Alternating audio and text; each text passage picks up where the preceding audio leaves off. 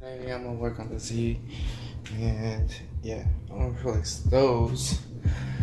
The old ones were alright, they're by Depot, but it cracked and condensation got in, so I'm gonna replace it with these taillights is what I'm gonna replace. The LED.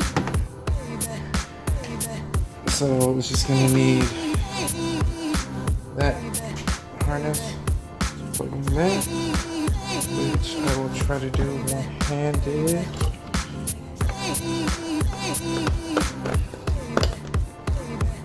Clipped in. Snap it in without breaking anything. Done and done. Okay. Alright, so we got one bolt.